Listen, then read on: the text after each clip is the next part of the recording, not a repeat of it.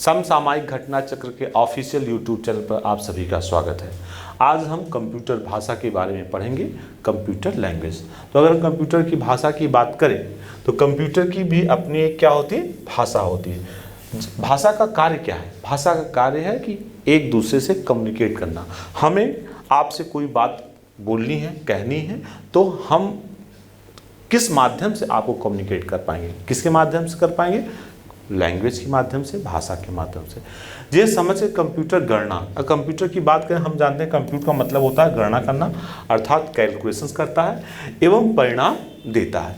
Computer application के अभिकल्पन अर्थात design में प्रयोग होने वाली भाषा है। ठीक है, कंप्यूटर के जो डिज़ाइन में, कंप्यूटर के जो प्रोग्राम्स बनाने में जो हम यूज़ करते हैं तो उसे हम बोलते हैं प्रोग्रामिंग।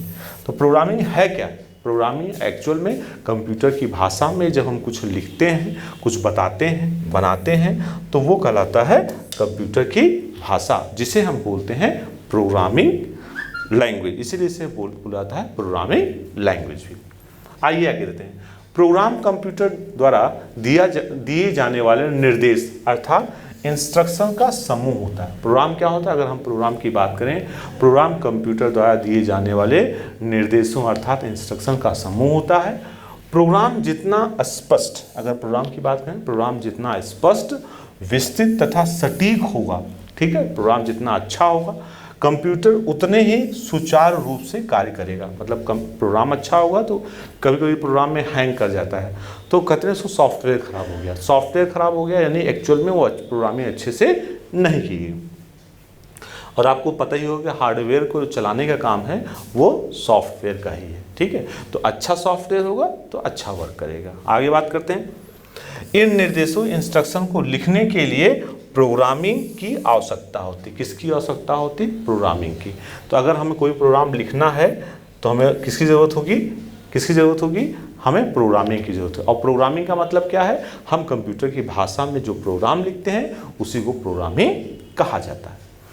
अगर आगे बात करें कि प्रोग्रामिंग लैंग्वेज आमतौर पर उच्च स्तरीय भाषाओं, हाई लेवल। अब देखिए, भाषा यहाँ पर भी दो प्रकार की होती है। एक होती है हाई लेवल लैंग्वेज, एक होती है लो लेवल लैंग्वेज। जो कंप्यूटर की शुरुआत की भाषा थी, जो जिसे मशीन लैंग्वेज भी कहते थे, वो लो लेवल में आती थी। और जो बाद में जनरेट हुई, जैसे सी है, C++ है, जावा है, विजुअल बेसिक है, ये सब हाई लैंग्वेज की कैटेगरी में है। और इससे पहले की जो भाषा थी, जैसे मशीन लैंग्वेज है, असेंबली लैंग्वेज है, ये सब लो भाषा की कैटेगरी में है।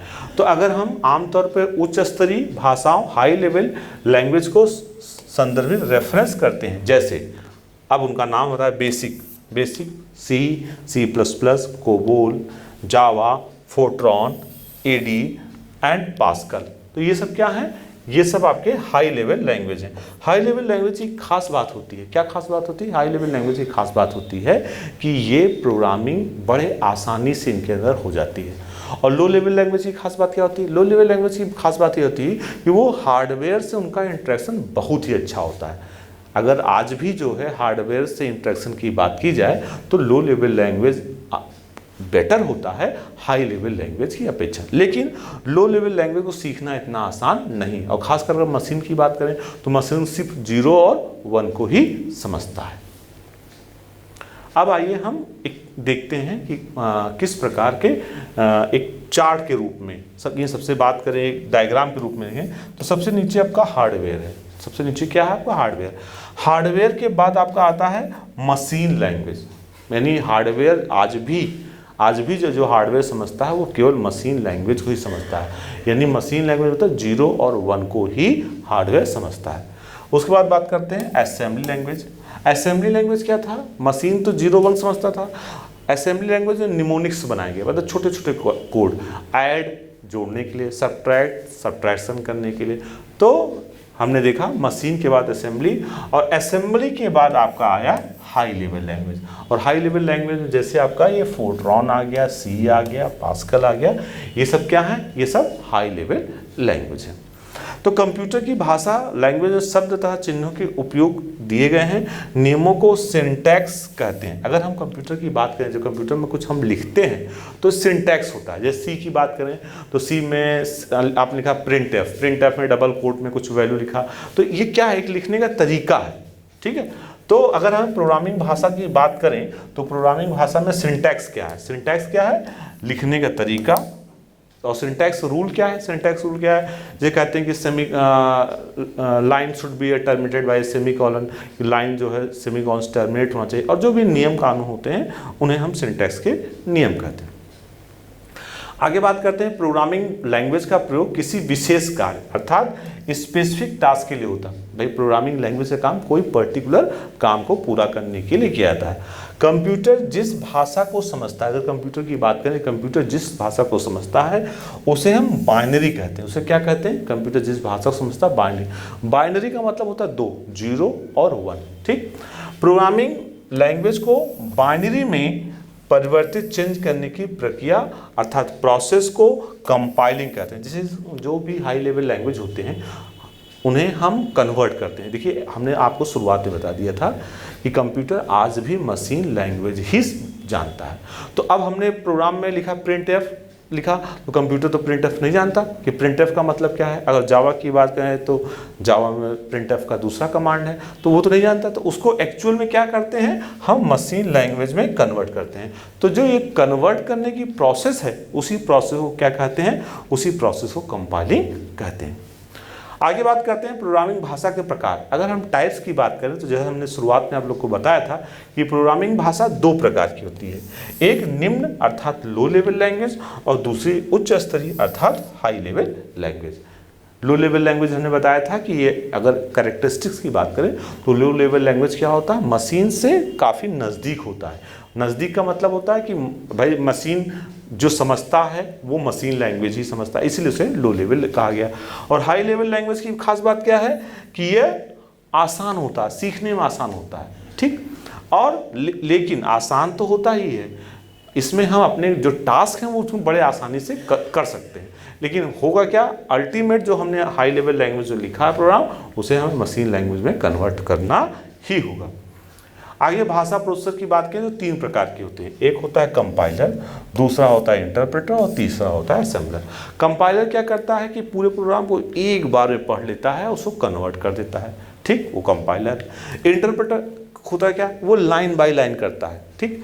और असेंबलर क्या है? असेंबलर जो असेंबली लैंग्वेज के प्रोग्राम है उन्हें कन्वर्ट करता है। और तीनों हैं क्या? तीनों ट्रांसलेटर है। तीनों क्या है?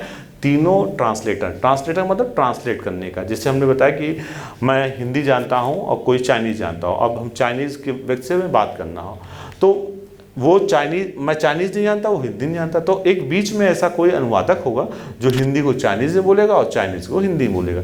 सेम वही काम यहाँ पे कंपाइलर, इंटरप्रेटर और असेंबलर का काम है कि कंप्यूटर को जो हम प्रोग्रामिंग लिखते हैं, हाई लेवल लैंग्वेज लिखते हैं, उसको वो लो लेवल लैंग्वेज में कन्वर्ट करता है।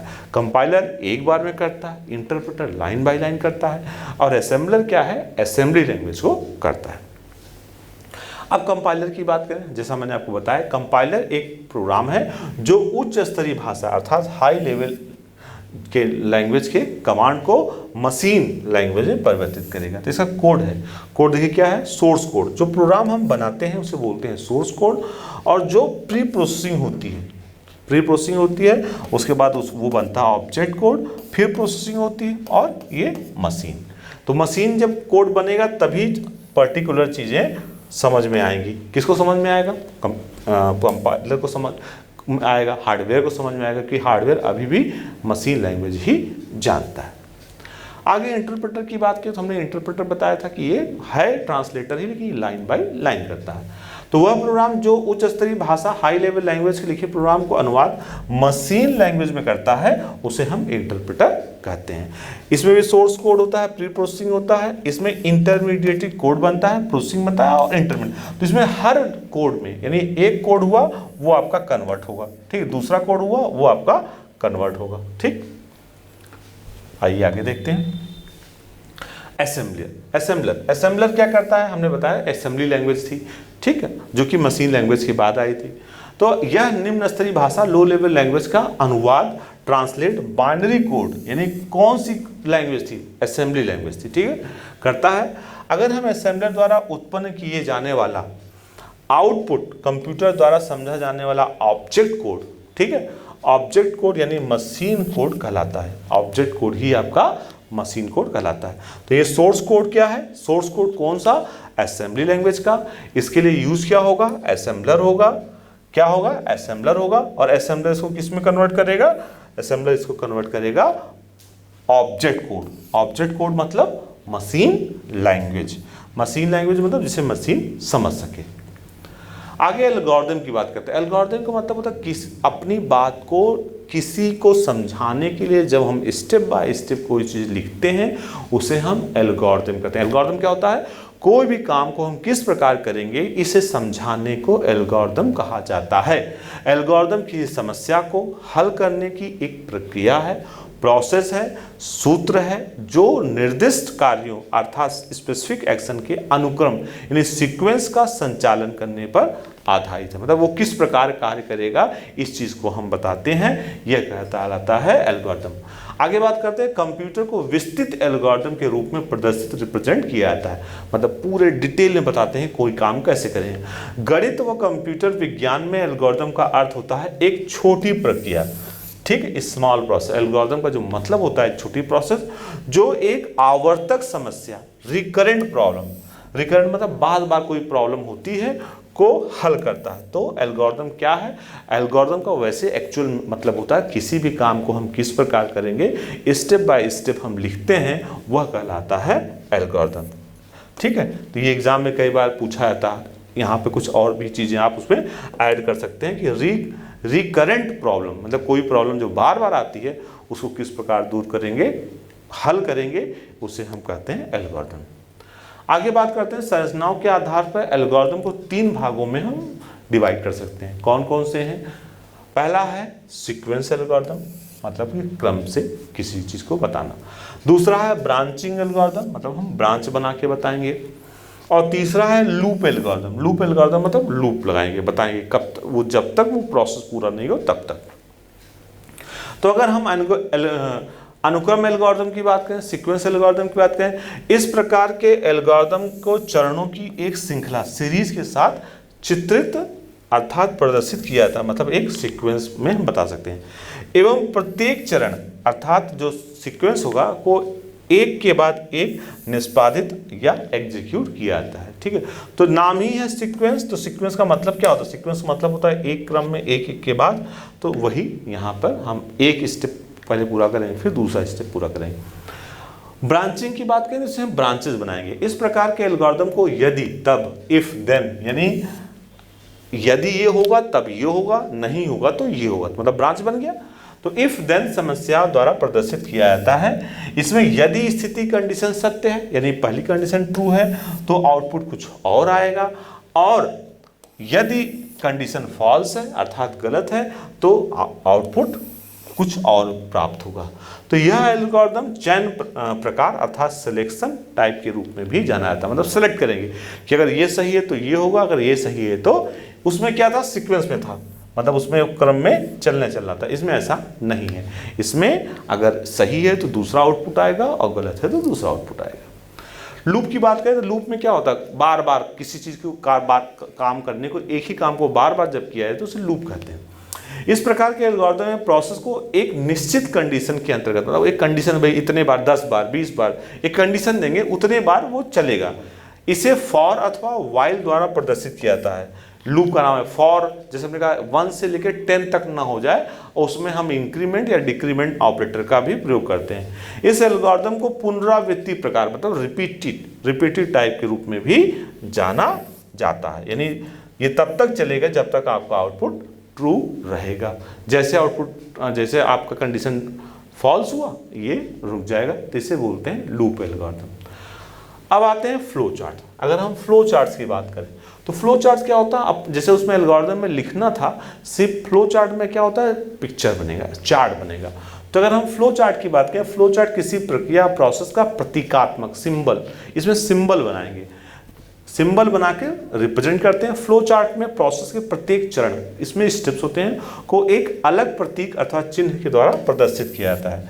सब इसमें हर काम स्टार्ट का अलग होगा, एंड का अलग होगा, कंडीशन का अलग होगा, सबके लिए डायग्राम बने होते हैं। ठीक है, और समरी होता है। फ्लो चार्ट प्रतीक अर्थात फ्लो चार्ट सिंबल्स को हम प्रक्रिया प्रोसेस में दिए गए डायरेक्शन दिखाने वाले तीरों एरो द्वारा जुड़ा था। मतलब एक है, सपोज आपने ऊपर बनाया, फिर नीचे क्या होगा, उसके नीचे क्या होगा, तो आप उसके लिए एरो का प्रयोग करते हैं, एरो के द्वारा दिखाते हैं।